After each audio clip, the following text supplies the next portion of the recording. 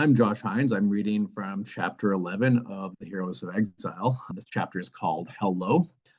And previously, we joined Night Watcher and his sudden and unwanted companion Prowl as they're on the run from a homicidal BDSM horde, searching for an exit from a goth club and instead descend towards a life-size recreation of Dante's Inferno. Druid, a magical superhero, sent Night Watcher to capture the top hat of the supervillain King Daemon, who, along with Ravenna, run a goth club / terrorist cult named the Seventh Circle. Night Watcher got the hat, discovering the Prowl on the same quest by a completely different magical superhero. Night Watcher wears a mist of clothes bought at sales and army surplus stores and a full face mask. The passage we'd entered was barely broader than a coffin, concrete, squared, scented with fire retardant, its unblemished modernness a stark contrast to the door before us. A wooden thing, rusty knobbed, season beaten, surface cracked, as if ripped from an abandoned factory of Eastern Europe.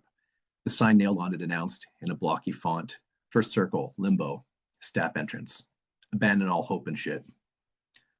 Our pursuers' frenzied echoes filled the stairwell. Panic drove. I turned the rusty knob and shoved the door. We charged into a room too dim to see the wooden sign dangling from a chain until it smacked my forehead, and I stumbled ankle deep into running water. I studied the sign, which read, The River Akron.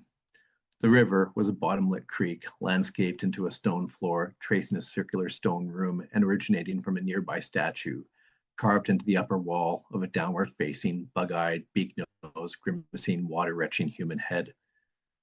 I stumbled out of the creek, standing at the shadowed end of the expansive circle of a room built of hewn blocks. 24 bunks ahead of us were pushed to the wall between a kitchen and a grime-caked toilet huddled like a bullied stepchild under a shower curtain and bordered by shower stalls. Posters sometimes broke the wall's gray monotony. Cats dangled from branches or hikers neared mountain tops, extolling the virtues of determination.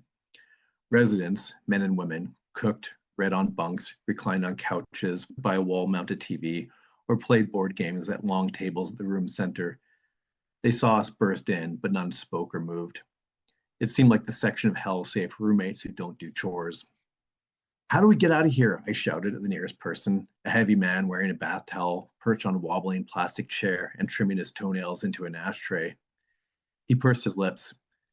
King Daemon says perseverance. Prowl grabbed my arm and pointed to a small bridge over the creek near the showers leading to an exit. We followed it, discovering a rough-hewn corridor resembling a castle passage, ramping downwards. There must be another way, I said. This leads down, not out. Ravenna's shrill shout filled the room behind us. Where'd they go? Down it is, I said, and ran on. There must be a fire escape, Prowl said. There has to be. City bylaw. The hall turned sharply, ramping further down. I get the feeling they're not concerned with safety inspections.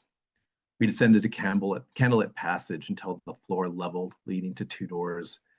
The sign on the left door announced, in hand-carved medieval script, Second Circle, Lustful, over a carved relief of Kama Sutra images. Broad letters marked the brown plywood on the door, plywood door on the right. Authorized personnel only, or else death. Prowl's pink glove pushed open the second door. Seems best. I hesitated. We should have a quick peek at this lust place. She yanked me through the brown door, closing it and locking us in darkness. I pressed against the door. I think you just trapped us. Footsteps and yells filled the hallway. Which way did they go? Someone said. Circle 2 or there? I whispered at Prowl. Doesn't sound ominous at all, does it? Most likely Circle 2, hissed Ravenna. Should we check? Wavered the first voice. Just in case? No, Ravenna chuckled. If they went that way, well, it'll sort itself out.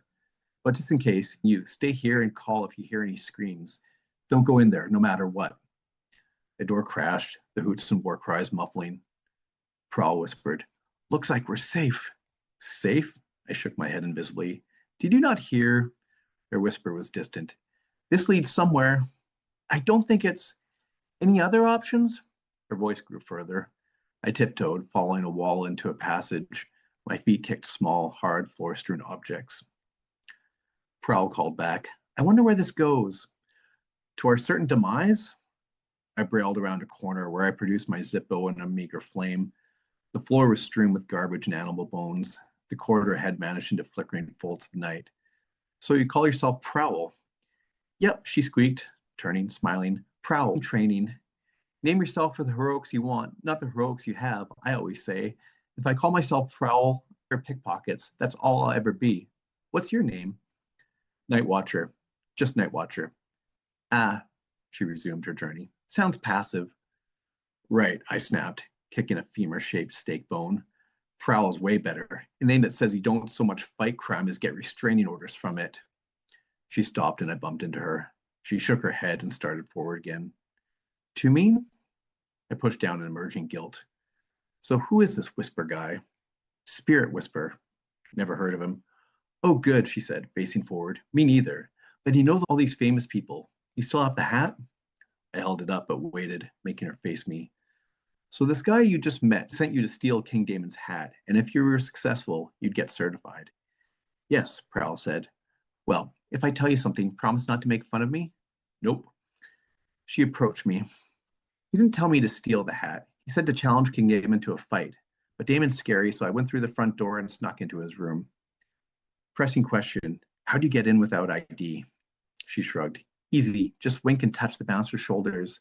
Please, I forgot my ID. Oh, I'm so stupid. I didn't even pay entrance. Son of a bitch. We pressed on down the dark hallway, kicking drywall and tripping on construction debris. What's going on here? I told her about Druid's quest for me. What are the odds it's coincidence? It's getting lighter, Prowl said. Ambient moonlight flooded the end of the hall. I pocketed my lighters, we rounded another corner, and emerged into a two-story space ceiling with hole-punched steel through which 1,000 fists of moonlight shone across a labyrinth of rope, knitted into a spider web draped from roof to floor. Primal chills bit my spine. What do they do in this room? I thought the dungeon was intense. They're kind of kinky, said beside me. I see the possibilities. I visually traced the webbing from its ground anchors to the grated ceiling. Think there's a way out? We can try. We took opposite paths along the shrouded walls, meeting back by the entrance. Prowl shook her head. Nothing. My gaze wandered up the web. Maybe there's an opening in the ceiling. Prowl's moonlit eyes widened under her cowl. Climb? Up there? What? She backed towards the hall. I looked from her to the grate. Don't tell me you're afraid of heights. What kind of superhero are you? Every superhero has a weakness, she snapped, but her squeaky voice trembled. Mine is heights. I thought yours was the lack of height. She jumped forward, shoving me towards the web. Yeah, well, yours is your personality. Put that in a pill. It's an effective birth control. All right, look. I chose to be the source of reason. We have to get out of here. So, are you going to climb, or should I practice saying, Prowl, voice like a dog toy, fond of pastels? Never heard of her. She shuddered. Fine, I'm coming. I turned, gripping the rope, and stepped onto a lower strand. I pulled back my hand. What's on this? It's sticky. A sappy goop beaded on my gloves. Prowl whimpered behind me like a sad puppy. I climbed, covering meters in seconds. Prowl approached the web, staring at me. Come on, I called. How long before Ravenna figures out we didn't go through the lust door and search us here? You need to find a way out fast. She whimpered again, but began descending like a reverse molasses drip, hugging ropes and getting coated in slime. I was halfway up and Prowl had hardly moved from the floor. You could be at the top in 30 seconds if you just went for it. She gripped the ropes and tested them, shaking the whole web. Criticism and shame. That cures a phobia. I shook my head. Wherever you prowl, it's not on rooftops. Can you turn off asshole mode and say something nice, or at least not awful? I searched for a non-insult, raising the hat. I still have this. She kicked each foothold before trusting it with her weight. I climbed 2 more strands, reaching a mummy-wrapped person-shaped bundle. I don't get the kink appeal of this room. They even made a giant fly. Who's turned on by this? Prowl responded in yips and half-screams, so I kept talking. I'm morbidly curious about what they do here. A shadow passed over me. I looked, but saw nothing. I ignored Prowl's closer growing cries. It seems like a lot of trouble to go through just to tie people up.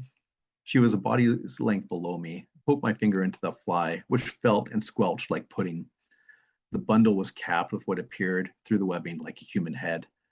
A glassy eye stared through dried, receding skin. I even made a fake body. I pulled my finger out and recoiled at the stench of wet rot.